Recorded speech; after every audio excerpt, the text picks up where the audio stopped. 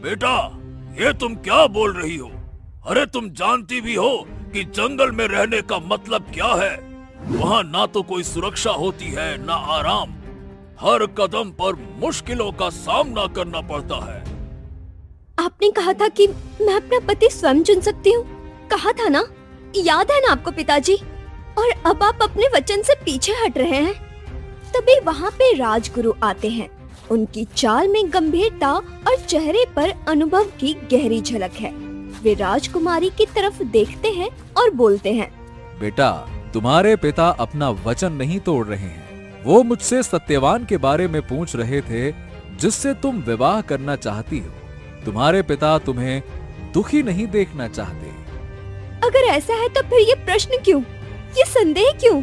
मैंने सत्यवान को अपने मन से चुना है।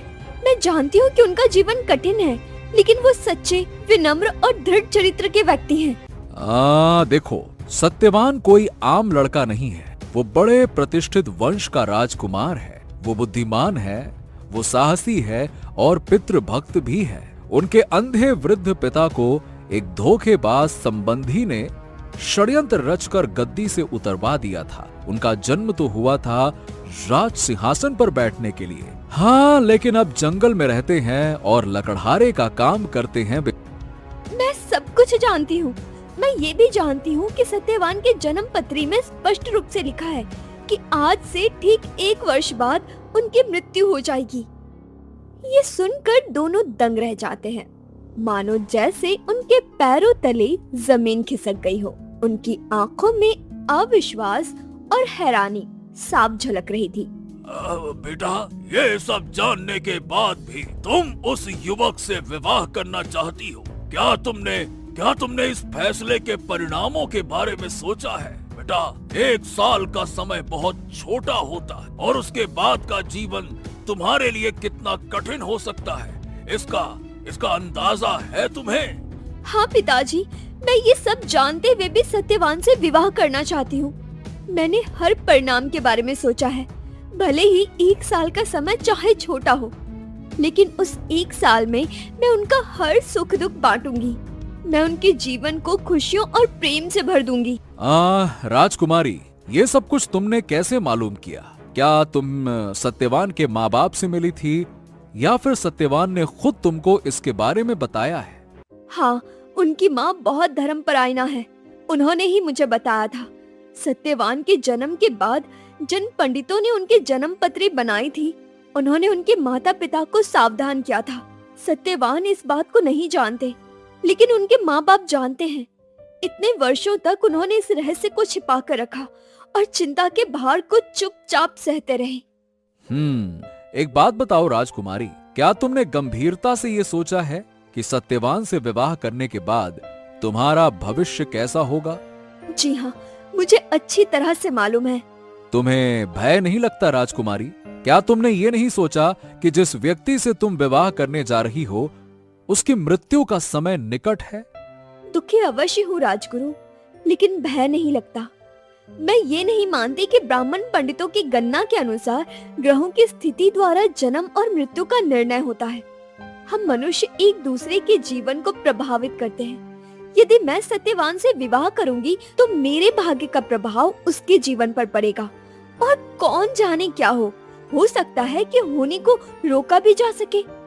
राजन, अब तुम इस विवाह में कोई रुकावट मत डालो, क्योंकि ये समय निर्णय का है, ना कि संकोच का। राजकुमारी का मन पहले ही इस विवाह के लिए दृढ़ है और उसे अपनी राह में कोई विघ्न नहीं चाहिए। तुम जानते हो कि उसके लिए ये केवल एक प्रेम का निर्णय नहीं, बल्कि एक साहसिक और आत्मनिर्णय का सवाल है।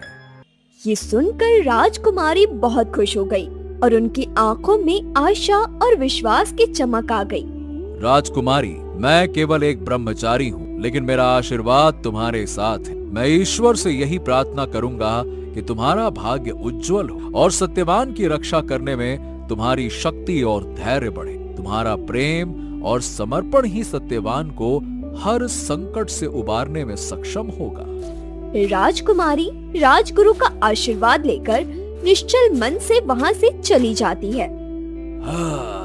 राजगुरु, राजकुमारी को लड़का होना चाहिए था। स्त्रियों का इतना कुशाग्र बुद्धि होना अच्छा नहीं है। कहीं इनकी प्रखर बुद्धि के कारण इसका अमंगल न हो जाए, यही हमें चिंता सताती रहती है। माफी चाहता हूँ महाराज, पर इन मामलों में इतने पुराने विचार नहीं होने चाहिए। जो भी हो, राजकुमारी की प्रखर बुद्धि उसे लकड़हारे पति, अंधे ससुर और बेहद धार्मिक सास के साथ वन में रहने में अवश्य उसकी सहायता करेगी।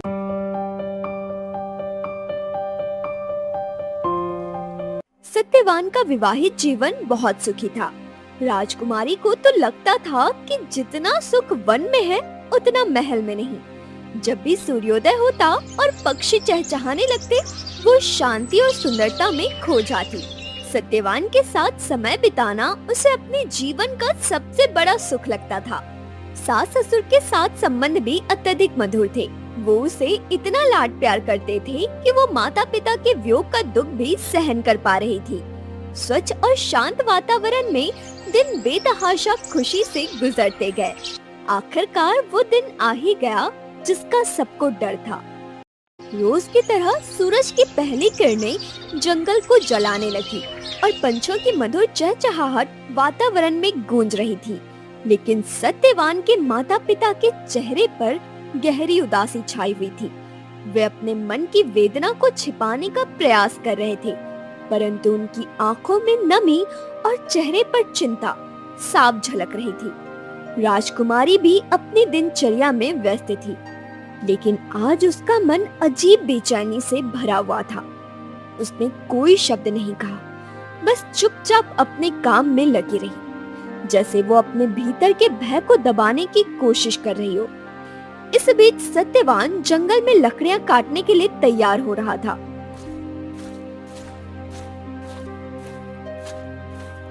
मैं भी आज तुम्हारे साथ जंगल चलूंगी। मुझे ऐसा लग रहा है कि तुम्हारे बिना मेरा मन कहीं नहीं लगेगा। अरे आजकल धूप बहुत तेज है और तुम्हारी तो आदत है इधर उधर घूमने की। अरे कहीं खो गई तो? आज मैं कहीं नहीं जाऊंगी, बस बैठी बैठी तुम्हें देखती रहूंगी। उसको अपने साथ क्यों नहीं ले जाते बेटा? अरे क्यों माँ, आज सवेरे सवेरे अपनी बहू से छुटकारा पाना चाहती हो क्या? क्यों?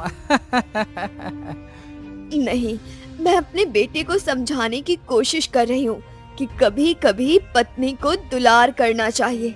इस बेचारी के दिल बहलाने को यहाँ क्या रखा है? हाँ हाँ ठीक है माँ, ठीक है।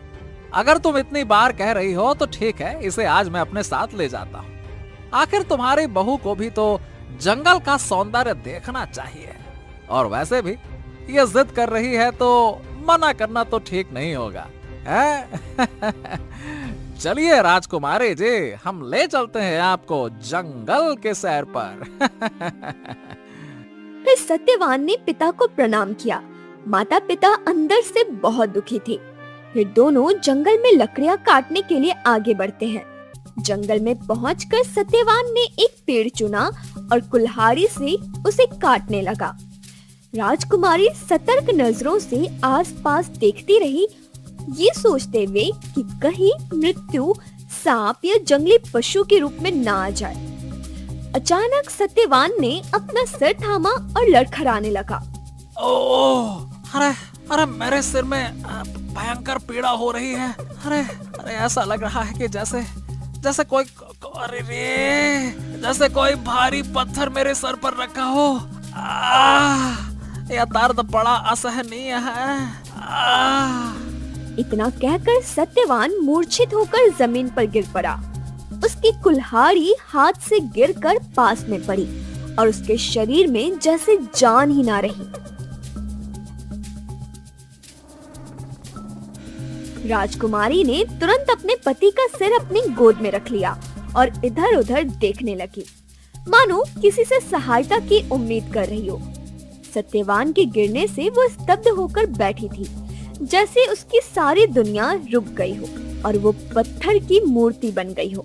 फिर अचानक सूर्य को ढकती एक काली छाया उसके सामने आई। एक काला अजनबी काली छाया की तरह उसके सामने खड़ा था। राजकुमारी ने सिर उठाकर देखा तो उसके सामने यमराज खड़े थे। क्या आप मृत्यु के देवता हैं? मैंने आपके बारे में बहुत सुना है, लेकिन आज पहली बार आपको खुद देख रही हूँ। क्या आप हर एक के प्राणों को स्वयं लेकर जाते हैं? हाँ, हम मृत्यु के देवता हैं और खास लोगों के प्राण लेने के लिए हम स्वयं आते हैं। यदि सत्यवान खास लोगों में से थे, तो इतनी कम उम्र में उनका जीवन क्यों लिया गया? और उन्होंने तो कोई अपराध भी नहीं किया था। मृत्यु कोई दंड नहीं है, बल्कि ये शाश्वत चक्र है बेटा, जिसका हिस्सा हर जीव को बनना पड़ता है। मगर मृत्यु अगर दंड नहीं, तो किस जीवन का कब अंत होगा, इसका फैसला कौन करता है? किसी के जन्म के समय उसकी मृत्यु का फैसला कर लेना तो अन्याय है, और फिर इसमें कोई भी तर्क नहीं है। ये समझना सरल नहीं है राजकुमारी। जीवन और मृत्यु का चक्र इतना गूढ़ और अन्वेषणीय है कि इसे केवल आत्मा ही समझ सकती है। जो व्यक्ति इस चक्र को समझने का प्रयास करता है, वो भ्रमित हो जाता है। यमराज ये कहकर जाने लगे और राजकुमारी उनका पीछा करने लगी। अरे, तुम मेरा पीछा क्यों कर रही हो? मैं तो अपने पति के पीछे जा रही हूँ। लेकिन अब ये तुम्हारे पति नहीं है। प्रेम जीवन और मृत्यु से परे है। सत्यवान को पहली बार देखकर ही मैंने उसे पहचान लिया, क्योंकि हम पहले से एक दूसरे को जानते थे। ये हमारा जन्म जन्म का साथ है, और अगर आप उन्हें ले जाएंगे तो मुझे भी साथ ले जाना पड़ेगा। ओहो, तुम तो बहुत हठी हो। तुम्हारा तर्क सुनकर मुझे हंसी आती है। अरे, तुम्हारी कोई इच्छा है क्या? सत्यवान के जीवन को छोड़कर कुछ भी मांगो, हम तुम्हें दे देंगे। बोलो। ठीक है, आप जानते हैं कि मेरे ससुर को धोखा देकर उनकी गद्दी छीन ली गई थी। इस अन्याय का प्रतिकार होना चाहिए। मुझे उम्मीद है कि आप मुझसे सहमत होंगे। तथास्तु। इतना कहकर वो जल्दी जल्दी आगे चलने लगे। कुछ दूर जाकर मुड़े और देखा कि राजकुमारी अब भी उनके पीछे आ रही थी। उनके तलवे कांटों और कंकड़ों से छीलकर लहूलुहान हो गए थे। अरे, फिर तुम चाहती क्या हो राजकुमारी? यदि तुम अपने पति का जीवन चाहती हो तो तुरंत इस विचार को छोड़ दो, क्योंकि यह संभव नहीं है। यम ना तो अपना वचन तोड़ता है और ना ही किसी का जीवन लौटाता है। समझ गई? ओह, ये बात है। बड़ी दिलचस्प बात है, लेकिन तब तो आपको पक्का विश्वास होगा कि आप जो कुछ करते हैं ठीक करते हैं, है ना? इसमें ठीक और गलत का कोई प्रश्न नहीं। अजीब बात है, बचपन से ही ये सिखाया गया है कि हमेशा सही करना चाहिए, गलत नहीं। लेकिन शायद ठीक या गलत सिर्फ इंसानों के लिए होता है, देवताओं के लिए नहीं। लेकिन मृत्यु की बात अलग है। कैसे? मुझको तो ये ठीक लगता है कि जो बात जीवन पर लागू होता है वो मृत्यु पर भी लागू होना चाहिए। तुम हर बात को इस तरह से तोड़ मरोड़ देती हो कि ये तर्कपूर्ण लगने लगती है। क्षमा चाहती हूँ, मैं अपनी बात दूसरे तरीके से कहूँगी। अगर हम जीवन भर सही काम करने का प्रयास करते हैं तो ये उचित है कि नहीं? ठहरो, अगर हम तुम्हें एक और वरदान दें तो क्या तुम हमारा पीछा करना छोड़ दोगी? तो क्या आप मुझको एक और वरदान देंगे? कितने उदार और दयावान हैं आप। लेकिन याद रखना, सत्यवान का जीवन मत मांगना, ठीक है? नहीं नहीं, जरा सोचने दीजिए। पहले वरदान में ही कुछ और मांगना चाहती थी। हाँ, सास ससुर के लिए। उनका राजपाट तो आपने वापस दिला दिया, लेकिन वे अंधे हैं। अंधा राजा प्रजा के लिए क्या कर सकेगा? तुम्हारे ससुर की आंखें बिल्कुल ठीक हो जाएंगी। तथास्तु। मुझे खुशी है कि ससुर की आंखों की याद आ गई। अगर ये याद ना आती तो उत्तेजना में ना जाने क्या मांग बैठती। क्या मांग बैठती? अपने पिता और ससुर के राज्यों के लिए वैभव और सुख। पर अब सोचती हूँ, अच्छा हुआ ये वरदान नहीं मांगा। राज्यों को वैभव देना राजा का कर्तव्य है, ताकि वो अपनी प्रजा को सुखी बनाए, है ना? बात तो तुम्हारी बिल्कुल सही है। राजा की जिम्मेदारियां बड़ी है। महल में रहना, दरबार लगाना, कर वसूलना ही काफी नहीं। उसे कानून का पालन, प्रजा की भलाई, पड़ोसियों से शांति और सबके लिए भोजन, कपड़ा, आश्रय सुनिश्चित करना होता है। साथ ही बोलने की आजादी भी हो ताकि वो स्वेच्छारी ना बने। बिल्कुल सही कह रही हो तुम। न्याय और स्वाधीनता की परंपरा पुस्तकों में लिखे कानून से कहीं ज्यादा महत्वपूर्ण है। और इसके लिए जरूरी है कि राजाओं का वंश बिना विघ्न के चलता रहे, उत्तराधिकार का सिलसिला ना टूटे, है ना? अवश्य। उत्तराधिकार में गड़बड़ी से अराजकता फैलेगी और संबंधियों में युद्ध होगा। राजकुमारी अचानक मौन हो गई। उसके चेहरे पर उदासी छा गई, कंधे झुक गए और आंखों से आंसू टपकने लगे। अरे क्या हुआ राजकुमारी? आप इतने बुद्धिमान और सर्वज्ञ हैं। मुझे यकीन है आपने मेरे मन की बात समझ ली होगी। यम सिकोड़ कर सोचने लगे। राजकुमारी के विचार समझना मानो तूफान में हवा की दिशा का अनुमान लगाना था। मैं सोच रही थी कि मेरी मृत्यु के बाद इन राज्यों का क्या होगा, मेरे पिता और ससुर के वंशज का क्या होगा। आपके शब्दों में कहे तो अराजकता फैल जाएगी, संबंधियों में युद्ध होंगे, सड़कों पर रक्त की नदियां बहेंगी, नगर उजाड़ हो जाएंगे। ठहरो, ऐसा नहीं होगा। तुम्हारी कड़ी मेहनत और प्रेम को देखकर हम तुम्हें वरदान देते हैं कि तुम्हारे 2 पुत्र होंगे और वो दोनों तुम्हारे सत्यवान के वंश को गौरवपूर्ण रूप से चलाएंगे। तुम्हारा कर्तव्य और प्रेम कभी व्यर्थ नहीं जाएगा और तुम्हारा वंश सदा समृद्ध रहेगा। यमराज के मुंह से ये शब्द निकलते ही राजकुमारी का रूप बदल गया। उसका चेहरा खुशी से चमकने लगा, कंधे सीने से तन गए, ठंडी सांसें और आंसू जैसे जादू से गायब हो गए। मुझे दुख है कि मेरे कारण आपको अपनी परंपरा तोड़नी पड़ेगी। कौन सी परंपरा? यही कि यम कभी किसी का जीवन नहीं लौटाते। आपने मुझको 2 पुत्रों का वरदान दिया है ना? यदि आप मेरे पति को ले गए तो मेरे पुत्र कैसे होंगे? जब चित्रगुप्त ने हमसे कहा कि सत्यवान को लेने हमें स्वयं जाना पड़ेगा, तभी हमें समझ जाना चाहिए था कि तुम्हारे प्रेम और दृढ़ता में अवश्य कुछ तो खास है। चलो हम जाते हैं। इतना कहकर यमराज वहाँ से चले जाते हैं। यमराज ने जो जो वरदान राजकुमारी को दिए थे सब पूरे हुए। फिर राजकुमारी सत्यवान के पास जाती है। सत्यवान आंखें मलता हुआ बैठा था, मानो लंबी नींद से जगा हो। हाँ, मैंने एक विचित्र सपना देखा जिसमें मैंने किसी काले अजनबी के साथ लंबी यात्रा की। मतलब मैं लंबी यात्रा पर जा रहा था, फिर पता नहीं क्या हुआ। जैसे ही दोनों वापस घर जाते हैं तो सत्यवान के पिता को आंखें भी मिल गई और खोया हुआ राजपाट भी। ये सब देखकर सब बहुत खुश थे।